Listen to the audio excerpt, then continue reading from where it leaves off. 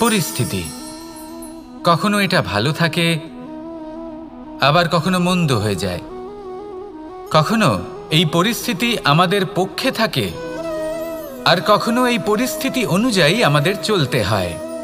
কোনো বিকল্প থাকে না। কিন্তু যখনই এই পরিস্থিতি খারাপ হয়ে যায় তখন কি করা উচিত সেই প্রশ্ন মনে জেগে ওঠে। পরিস্থিতি যখন প্রতিকূল হয় তখন আমরা কিছু হারালে তা হারিয়ে ফেলি, ঠিক আছে, কিন্তু যা বাকি আছে সেটা আমরা আগলে রাখতে পারি। পরিস্থিতিকে সামলে রাখার চেষ্টা আমরা অবশ্যই করতে পারি, শুধু সেটুকুই আমাদের হাতে রয়েছে। কিন্তু এর থেকেও বড় সমস্যা আছে, অহংকার। কখন প্রবেশ করে আমরা জানতেও পারি না। এই অহংকার আপনাকে বুঝতেও দেবে না যে আপনি সত্যি কিছু হারিয়েছেন। আপনার কিছুই যাবে আসবে না। দেখতে গেলে আকাশের সূর্য নিজের প্রকাশ হারিয়ে ফেলে যখন অন্ধকার ঘনিয়ে আসে। তাহলে আমরা কে হই? ওনার সামনে তো কিছুই নই। এই অহংকার আমাদের দমন করতেই হবে। এটা বিশ্বাস করতে হবে যে এই সমগ্র সৃষ্টিতে আমরা শুধুমাত্র একটা কণা, তার থেকে বেশি আর কিছুই নয়। বিশ্বাস করতে হবে যে আমরা ততটাও বড় নই যে কখনোই কিছুই হারাবো না। এবার যেদিন এই জ্ঞান আপনি আত্মস্থ করে নিজের আচরণ পাল্টাবেন, মনে রাখবেন সেই দিনই অহংকারকে দমন করতে আপনি পথে অগ্রসর হয়ে পড়েছেন। এই অহংকারকে দমন করুন আর আমার সাথে ভালোবেসে বলুন, রাধা রাধা। তালা অনেক পুরনো একটা আবিষ্কার। যবে থেকে এই সংসারে বহুমূল্য বস্তু নির্মিত হয়েছে তবে থেকেই এই তালা নির্মাণ হয়েছে। তবে থেকে এর ব্যবহার করা হয়েছে যাতে উচিত সময় এলে পরে আমরা আমাদের বহুমূল্য জিনিসগুলো সুরক্ষিত রাখতে পারি এবং সময় এলে পরে বের করে সেগুলি ব্যবহার করতে পারি। এবার একটা গুরুত্বপূর্ণ তথ্য আছে যেটা জানা অত্যন্ত গুরুত্বপূর্ণ, এবং সেটা হলো যে একটা তালা নির্মাণের পূর্বে তা খোলার যন্ত্র অর্থাৎ তার চাবিটি নির্মাণ করা হয়, এবং এটাই জীবনের খুব বড় একটা শিক্ষা প্রদান করে যায়। আমাদের জীবনে যখনই কোনো সমস্যা আসে তখন ভয়ভীত হওয়ার কোনো দরকার নেই, কারণ এই প্রকৃতি, এই ঈশ্বর এই সমস্যার সমাধান তথা এর চাবি আগে থেকেই নির্মাণ করে রেখে দিয়েছেন। শুধু দরকার হলো সেই সমস্যার ঊর্ধ্বে উঠে সেই সমাধান খুঁজে বের করা। মানুষ অনেক সময় সমস্যা দেখে ভীত হয়ে পড়েন, চিন্তিত হয়ে পড়েন, নিজের বিবেক হারিয়ে ফেলেন। আপনার শুধু এই মনকে শান্ত করা প্রয়োজন। এই শান্ত মনের সাথে এই সমস্যার নিবারণ খুঁজে নিতে হবে। তাই সমস্যা যতই তীব্র হোক না কেন ভয় পাওয়ার কোনো প্রয়োজন নেই। পরম শান্ত মনে সমাধান খুঁজে বের করুন। আসুন আমার সাথে ভালোবেসে বলুন, রাধা রাধা। মানুষ বড়ই বিচিত্র প্রাণী। অধিক থেকে অধিকতর ধন লাভ করার চেষ্টায় নিজের শরীরকে নষ্ট করে ফেলেন, নিজের শক্তি হারিয়ে ফেলেন, নিজের সামর্থ্য হারিয়ে ফেলেন। আর যে ধন লাভ করেন সেটা কোথায় যায়? সেই শক্তি, সেই সামর্থ্যকে আবার ফিরে পাওয়ার জন্য। আর কিছু মানুষ জীবন এমনভাবে যাপন করেন যেন তা কখনোই শেষ হবে না, কিন্তু শেষ তো সবারই হবে। আর যখনই শেষটা কাছে চলে আসে তখন মানুষ এটা বুঝতে পারেন যে সে জীবনকে উপভোগ করেননি। তার কারণটা কি? লালসা। এই লালসা জন্ম দেয় লোভকে, আর এই লোভ জন্ম দেয় আপনারই বিনাশকে। সেই জন্য আজ আপনার কাছে যা কিছু আছে, যেমনটা আছে তার সাথে জীবন যাপন করুন, পূর্ণরূপে যাপন করুন। আপনার কাছে যতই ধন, শক্তি, মান থাকুক তা সবার মধ্যে ভাগ করতে শিখুন। ভাগ করলে ভালোবাসা বাড়ে, আর এই ভালোবাসা দ্বারা জীবন আরও সুখময় হয়ে ওঠে। তাহলে আসুন আর আমার সাথে ভালোবেসে বলুন, রাধা রাধা। মানুষ সত্যের সাথে অবগত হবার জন্য ব্যাকুল হয়ে থাকে, চিরকাল চেষ্টা করতে থাকে। জন্ম থেকেই তার মনে এই ইচ্ছে জাগ্রত হয় সত্যিটা কি সেটা জানতে। এবার এই ইচ্ছে এটা পূর্ণ কিভাবে করা যেতে পারে? কারণ মনে হয় যে জ্ঞান অর্জন করলেই এই ইচ্ছে পূর্ণ হতে পারে। তাই কেউ কেউ জ্ঞানের পেছনে ছুটতে থাকেন। কেউ এটা ভাবেন যে এই ইচ্ছে পূর্ণ করা যেতে পারে ধন আর শক্তির দ্বারা, তাই তারা ধন আর শক্তি প্রাপ্ত করতে চান। কেউ আবার ভাবেন যে অন্তরের মন্থন দ্বারা এটা সম্ভব হতে পারে। এবার এটাও সত্যি যে মন্থন করলে অমৃত লাভও সম্ভব হতে পারে, কিন্তু তার জন্য এই মন্থন করার জন্য একটা উচিত দিকে অগ্রসর হওয়া প্রয়োজনীয়। উচিত সংযমের দ্বারা সামনে এগোতে হবে, আর কোনো আশা না করে সামনে এগিয়ে যেতে হবে, তবেই এটা সম্ভব হতে পারে। একটা বাদ্যযন্ত্রের কথা ভেবে দেখা যাক। তার থেকে সুর তখনই নির্গত হয় যখন তার তারগুলি ঠিক করে বাঁধা হয়। যদি বেশি বেঁধে ফেলা হয় তাহলে তার ছিঁড়ে যেতে পারে, আর যদি ঢিলে থেকে যায় তাহলে তার থেকে উচিত সুর নির্গত হবে না। একটা অত্যন্ত গুরুত্বপূর্ণ কথা মনে রাখবেন, সত্যকে লাভ করার প্রাথমিক আধার হল অনুশাসন। জীবনে এই অনুশাসন আনুন, সত্য আপনা আপনি আপনার কাছে চলে আসবে, আর এই মন প্রসন্ন হয়ে বলবে রাধা রাধা। জীবনে যখনই কোনো কঠিন কাজ আমাদের সামনে আসে তখন আমরা কারোর না কারোর থেকে সাহায্য চাই, যেটা উচিত। কিন্তু যদি যে কোনো ছোটোখাটো বিষয়ে আমরা সাহায্য চাইতে শুরু করি তাহলে কি হবে? তাহলে আমরা নিজেদের সামর্থ্য, নিজেদের যোগ্যতাকে কখনো বাড়তেই দেব না, না আমাদের শক্তি কখনো বাড়বে, কারণ এটা আমাদের অভ্যেস হয়ে যাবে। যাই ঘটুক আমরা কারোর থেকে সাহায্য চাইতে চলে যাব, এটাই আমাদের স্বভাব হয়ে যাবে। সেই জন্য আমাদের যেটা করা উচিত সেটা হলো যতক্ষণ না আর কোনো উপায় থাকছে ততক্ষণ আপনি কারোর থেকে সাহায্য চাইতে যাবেন না। চেষ্টা করুন, যা সংকট থাকুক, সমস্যা থাকুক, পরিস্থিতি যতই কঠিন হোক, নিজে সমাধান করতে চেষ্টা করুন। যতটা পারবেন আত্মনির্ভর হওয়ার চেষ্টা করুন। যদি এটা করতে পারেন তাহলে আপনি অনেক কিছু শিখবেন।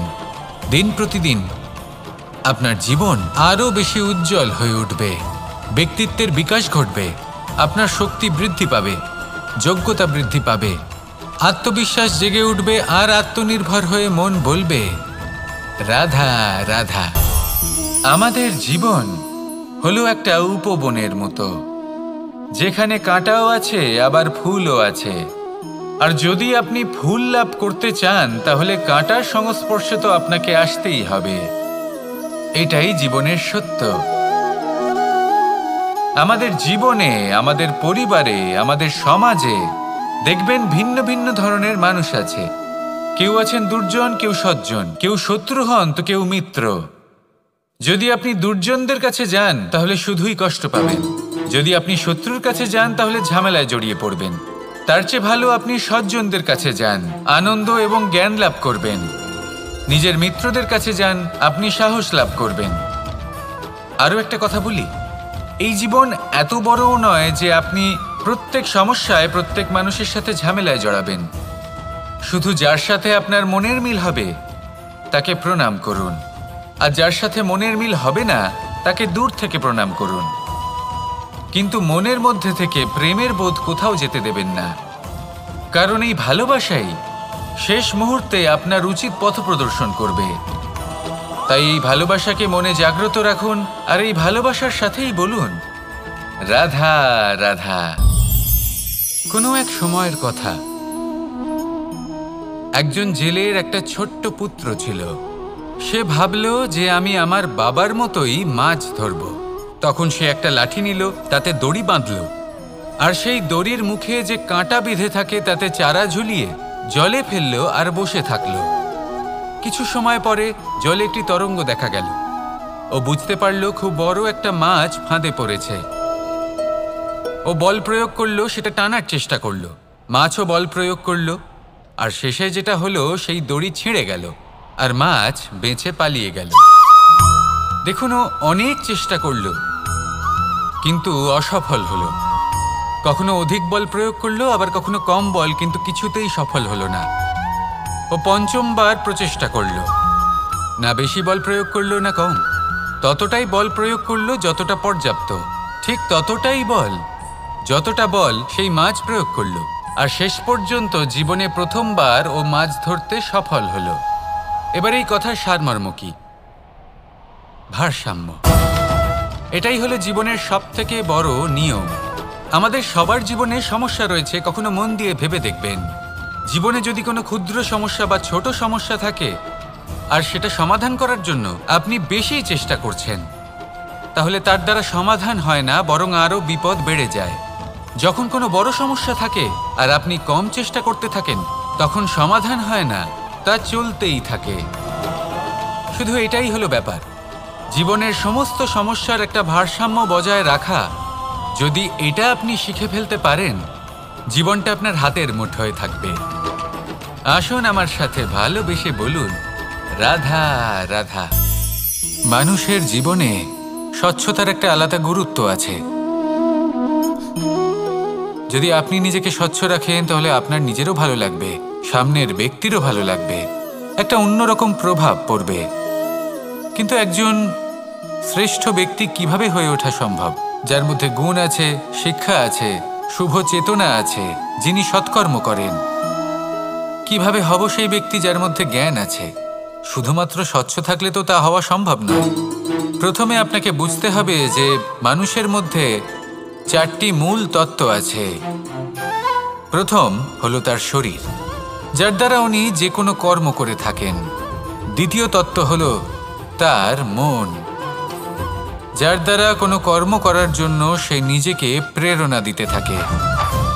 তৃতীয় তত্ত্ব হলো বুদ্ধি, যে কর্ম আমরা করতে চাই, যে লক্ষ্যে আমরা পৌঁছতে চাই, সেটা আমরা কিভাবে কোন পথে করব সেটা স্থির করা যায় বুদ্ধি দিয়ে। আর চতুর্থ তত্ত্ব হলো আত্মা। আত্মা হলো এমন এক তত্ত্ব যার কোনো সমাপ্তি নেই। আত্মা হলো অজয়। কিন্তু এরও শুদ্ধিকরণের প্রয়োজন হয়। এই 4টি তত্ত্বের শুদ্ধিকরণ করতে থাকুন, এদের নির্মল রাখুন, শুদ্ধ রাখুন। এবং এটা কিভাবে হবে? শুভ চেতনা দ্বারা, জ্ঞানের দ্বারা, এবং সবথেকে বেশি গুরুত্বপূর্ণ প্রেমের দ্বারা। আসুন আমার সাথে ভালোবেসে বলুন, রাধা রাধা। একে বালি বলুন, মাটি বলুন বা ধুলো বলুন, এ দিয়ে কত কিছু করা সম্ভব। এ দিয়ে আপনি নিজের বাসস্থান নির্মাণ করতে পারেন, প্রাচীর গড়ে তুলতে পারেন, অট্টালিকা নির্মাণ করতে পারেন। কিন্তু যদি এই বালিকে আপনি মুষ্টিবদ্ধ করে রাখতে চান, তাহলে তা হাত থেকে ফসকে যাবে। আপনি কখনোই একে মুষ্টিবদ্ধ করতে পারবেন না। এরকমই হয় আমাদের জীবন, আর এরকমই হয় সময়। এই মুষ্টিবদ্ধ করা বালির মতো। সময়কে আমরা বাধা দিতে পারবো না, আটকেও রাখতে পারবো না। এ হলো প্রবাহমান। জন্ম থেকে মৃত্যু পর্যন্ত এই যে সময়, তা খুবই সীমিত। আর এই সময় আমরা যেটাই করি তার দ্বারাই আমাদের মূল্য নির্ধারিত হয়। আর এই সংসার থেকে চলে যাওয়ার পরেও এই সংসার এই সব কর্মের জন্যই আমাদের মনে রাখে। তাই যদি আপনি এটা ভাবেন যে আজ যে কর্ম করার ছিল আমি না হয় কাল করে নেব, কাল আমার লক্ষ্যে পৌঁছানোর কথা ছিল আমি পরশু পৌঁছব, না, এই সময় খুব মূল্যবান, একে নষ্ট করবেন না। এই সময়কে সদ্ব্যবহার করুন, মহান হবার পথে অগ্রসর হন। একে যদি মুষ্টিবদ্ধ করে রাখার চেষ্টা করেন, এই সময় থেমে থাকবে না। আসুন আমার সাথে ভালোবেসে বলুন, রাধা রাধা। আমরা চাই বা না চাই, আমরা সবসময় নয় কোনো না কোনো লক্ষ্যের দিকে এগিয়ে চলেছি বা কোনো না কোনো যুদ্ধ করেই চলেছি। যেমন যে যুদ্ধ মনের মধ্যে চলছে সেগুলো হলো অন্তর্মনের যুদ্ধ, যেমন পরিবার প্রতিপালনের যুদ্ধ, কর্তব্য পালনের যুদ্ধ, কোনো প্রিয়জনকে না হারানোর যুদ্ধ। এসব যুদ্ধ মনের মধ্যে চলে এবং সেদিক থেকে দেখতে গেলে আমরা হলাম এই সংসারের সবথেকে বড় যোদ্ধা, তাই না? কিন্তু এই সব যুদ্ধে যদি আপনি জয়ী হতে চান, তাহলে 3টি বিষয় আপনাকে মাথায় রাখতে হবে। প্রথম হলো সেই ব্যক্তি যিনি এই যুদ্ধে পরাজিত হয়েছেন তাকে নিজের থেকে দূরে করে দেবেন না, বরং আপনি তার কাছে যান, তার সাথে কথা বলুন, কথাবার্তা চালান, আলোচনা করুন, তার থেকে পরামর্শ নিন, এবং বুঝতে চেষ্টা করুন উনি কি ভুল করেছিলেন এবং সেই ভুল নিজের জীবনে করবেন না। দ্বিতীয়, সেই ব্যক্তি যিনি এই যুদ্ধে জয়লাভ করেছেন তার অভিজ্ঞতা থেকে শিখুন। তিনি কি কি পদক্ষেপ নিয়েছেন, কিভাবে তিনি প্রারব্ধের গতিপথ বদলে দিয়েছেন, কোথায় বুদ্ধি প্রয়োগ করেছেন আর কোথায় বল প্রয়োগ করেছেন, এই সব কিছু তার থেকে শিখুন। এবং তৃতীয়, আপনার নিজের বিবেক, তার কোনটা উচিত বোধ হচ্ছে কোনটা অনুচিত বোধ হচ্ছে সেটা বুঝে নিন। যদি এই তিনটি বিষয় আপনি বুঝতে পারেন তাহলে ধরে নিন যে আপনি সাফল্যের পথে অগ্রসর হয়ে চলেছেন। আসুন আমার সাথে ভালোবেসে বলুন, রাধা রাধা। কনক, কি সুন্দর একটা শব্দ। এর অনেকগুলো রূপ রয়েছে, অনেকগুলো অর্থও রয়েছে। প্রথম অর্থ হলো স্বর্ণ, অর্থাৎ সম্পত্তি। দ্বিতীয় অর্থ ধুতুরা, অর্থাৎ গাছের ছোট একটা বীজ যা কিনা অত্যন্ত শক্তিশালী হয়। যদি বেশি মাত্রায় এর প্রয়োগ করা হয় তাহলে এটা বিষময় হয়ে উঠতে পারে। এই হলো সেই ধুতুরা যার প্রয়োগ মহাদেবের পুজোতে করা হয়। এবার প্রশ্ন হলো এটাই যে এই স্বর্ণ এবং এই ধুতুরার মধ্যে মিল কি রয়েছে। মিল হলো এটাই যে এই দুটোই মানুষকে মত্ত করে তোলে। ধুতুরা মানুষকে তখন মত্ত করে যখন তাকে সেবন করা হয়, কিন্তু স্বর্ণ, ধন, সম্পত্তি, মানুষ এটা যতটাই অর্জন করে নেয় সেটাই যথেষ্ট। এই স্বর্ণ মানুষের ভাবনা চিন্তা করার ক্ষমতাকে বশ করে ফেলে।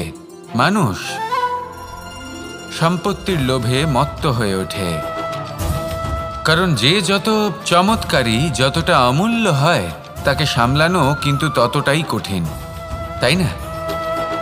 তাই মনে রাখবেন, ধন, স্বর্ণ, সম্পত্তি এগুলো ধুতুরার থেকেও অনেক বেশি বিষাক্ত হতে পারে। তাই এর ওপর আত্মসংযমের একটা কবচ পরিয়ে রাখবেন এবং বিবেকের শক্তির সাথে এগুলো প্রয়োগ করুন, তবেই কল্যাণ হবে। আসুন আমার সাথে ভালোবেসে বলুন, রাধা রাধা। বাহ,